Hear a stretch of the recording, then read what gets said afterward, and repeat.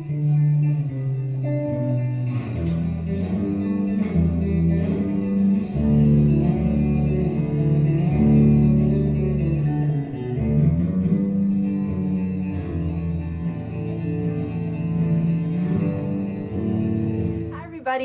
are you guys doing? So today I am going to do a crown first impressions and kind of review at the same time. All of the stuff from Haute Looks. I have these crown brushes. It is a 12 brush set called the Vintage Set. This plastic case. And when I received it, these were all individually packed in different pieces of plastic, and like the brushes were encased as well, like, you know, like that, so they wouldn't come out of shape. And it actually has this flap thing. Oh, there's two things I didn't even know. I don't know if you can tell. There's this one and there's this one. Don't really like this design because it seems really cheap, but I did buy it for the brushes, not for the case. Haute Look, when I bought it, it was $10 or $15, I want to say. Another thing that I'll be testing for first impressions is, which is unfortunate that it doesn't have a name on the actual, you know, thing. This is the Crown Brush 88 Matte Color Eyeshadow Palette. I got my money back on it because this is how it came. It actually was incredibly dirty, and I'm not sure if you can tell, but there are 4 shadows that are broken. Haute Look was amazing and gave me a full refund on it because it broke, because obviously it shouldn't have come broken. Like, this is the matte one supposedly, and it matches the picture, but it looks like a lot of these have shimmer. Can you see that?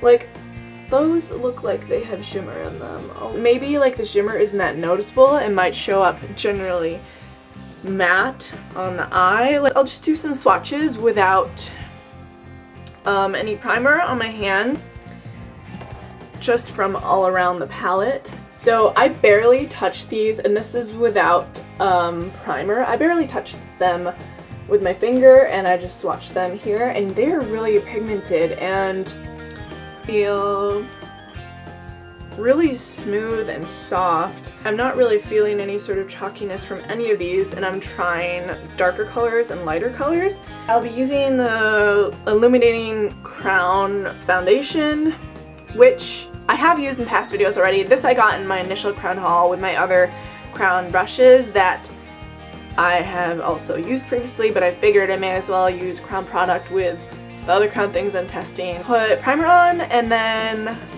start doing everything. Initially, with this particular set of brushes, I don't see any eye brushes that would be useful for blending, like blending in a transitional shade or blending colors after different applications. They all seem very precise, like, which is nice, and I like having more precise brushes. I'm actually going to take this Deluxe Crease brush, which I really like this crown brush that I got from Haute Look as well for a different time. And I'm gonna take it and use a transitional shade. For this broken one, like I said, it looked like it would be one I really liked. I'm gonna go for this broken one, and it looks like a brown shade, but it's actually orangey beige. It's on the orange spectrum here. It looks like the brown ones are more over here. It does kick off powder, which I don't think is necessarily a problem, because that's happened to me with my Lorac eyeshadows, Urban Decay eyeshadows. It happens with my higher end ones and with my drugstore ones. It tends to happen with matte ones, so that's not that big of a deal for me. And I just tap it to like get less on there. So I'm gonna start blending this into my crease for the transitional color. And I can see initially that there definitely is color there, and it looks like this shade is more orange, more of an orangey beige like I thought. And yeah, that definitely is pigmented. See, it definitely is not like so pigmented that I have to be really careful though, which is nice. Like I'll be able to build it up slowly.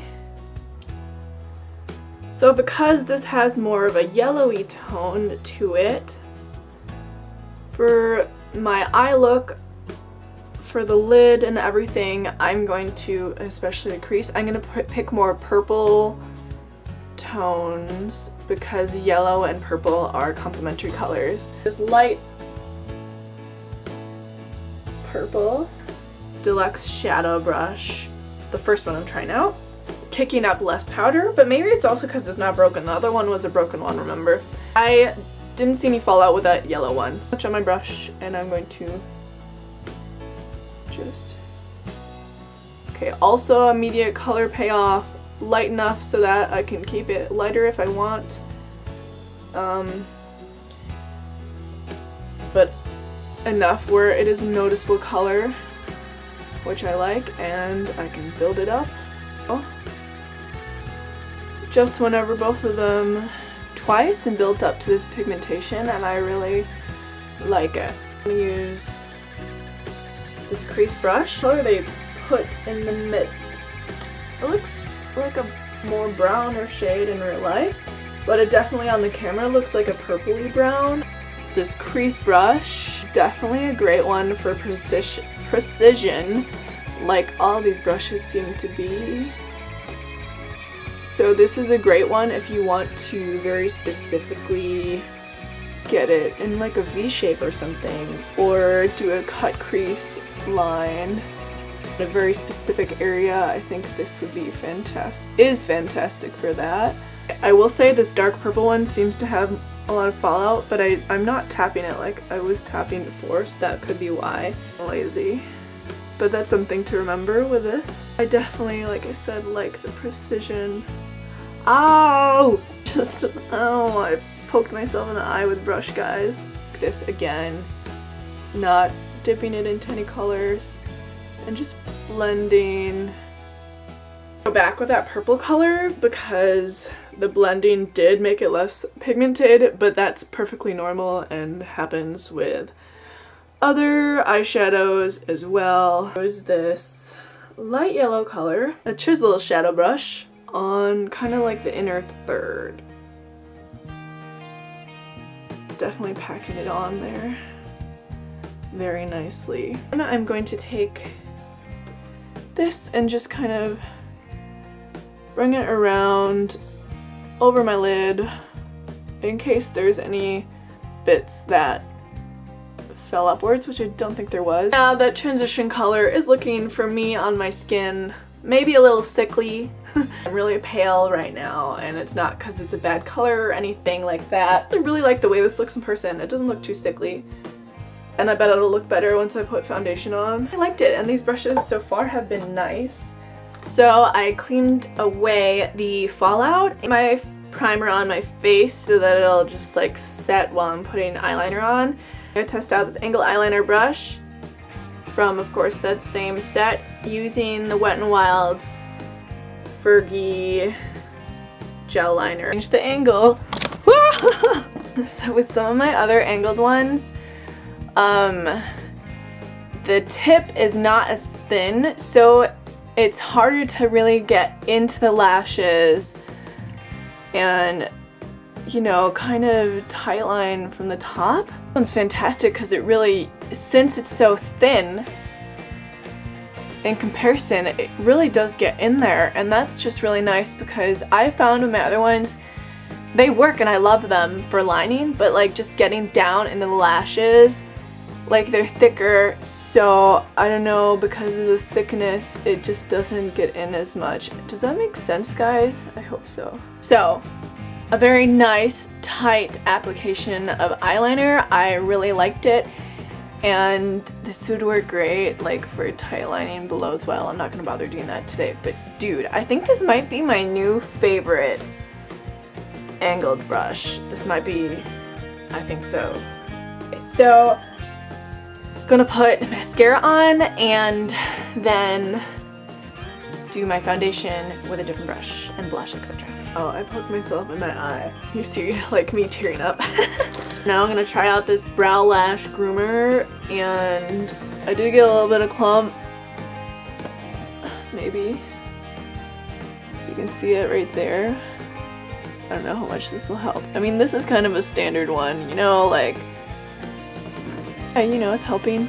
I like using this end to take out the clumps. So, it did that! Woohoo! Now I'm going to take the Crown foundation, that, and I'll use the foundation brush that came with, and this one is softer than, like, it's still dense, but it's softer than the eyeshadow brushes in terms of just like how packed they are. They're like, it's dense but less densely packed so that it's still soft, you know, in comparison to this is still soft too, but it's just, I don't know, stiffer. Like this one moves more easily.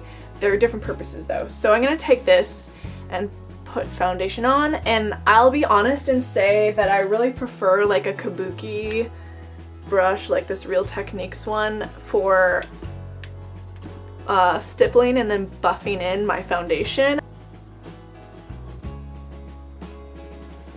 Oh no, it's doing its job. It's putting my foundation on as it should, spreading it around. It's spreading it around nicely. It's not causing streaks. It's helping put my foundation on.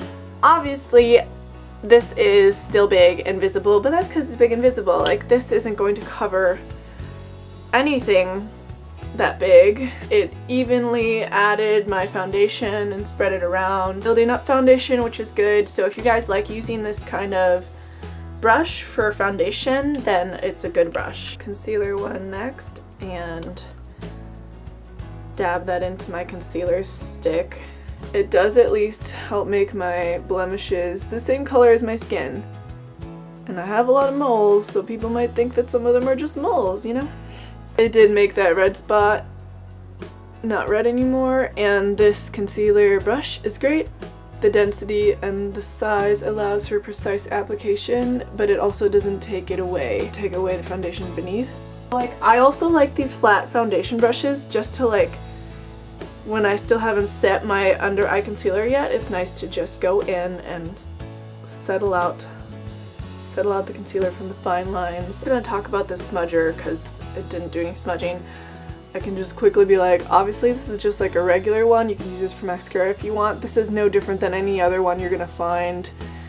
It's pretty standard. It is bigger than the Anastasia one I have. Butter brush, and this blush one, and this small fan brush. So I'm gonna use this to powder my face, obviously, with what else? The Essence Matte Compact that I always use. I'm not taking off color. It's very soft, and can you tell? It's just so soft. These did not smell bad coming out. This is the first time that I've used them. They don't smell. They don't have like a dust or anything on them. They came ready to use. Blush one before I get blush on it to set my eyes. It's a little bigger than what I usually would use, but you guys could use this for that. I don't have a contour one in this. I'm just going to use my Sigma contour brush to put my contour on. It's getting much product on it because it's so soft. It's kind of like, I don't even know. We'll see how much got on there, huh? Since it's so soft, I do have to work this into the blush more. Might depend on the blush, because that means it'll apply softly. Beautiful and soft, and this also I could just like run on my face all day. Like, here's that highlighter that I was talking about that came broken from Haute Look. I got a refund on it, and I managed to fix some of it. So I'll swipe it there. I don't know if you can tell, swiping it and applying it. Precise application. Oh my god, my stomach just grumbled, guys. Did you hear that? I like how precise it is. That's super nice. My other one's nice too, but it's more fluffy. So this is the final look, guys. I really like the way it turned out, and I definitely liked the brushes and the eyeshadows so far. You definitely can expect probably to see me doing some tutorials or some more testing with these eyeshadows, but I really liked how this turned out. Super pretty. I just actually really like this color combo.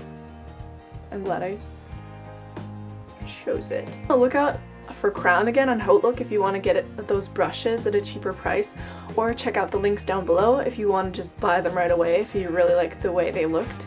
I give it an A+. I really liked all the brushes. They all felt great and they all served their purpose. Hey guys, I'll see you next time. It was great chatting with you. Don't forget to check out everything down below in the description bar and to follow me on my other social media. I've got Instagram, Tumblr, Twitter, Pinterest, Facebook, and everything like that. And of course, please like and subscribe if you enjoyed. Bye! Bye!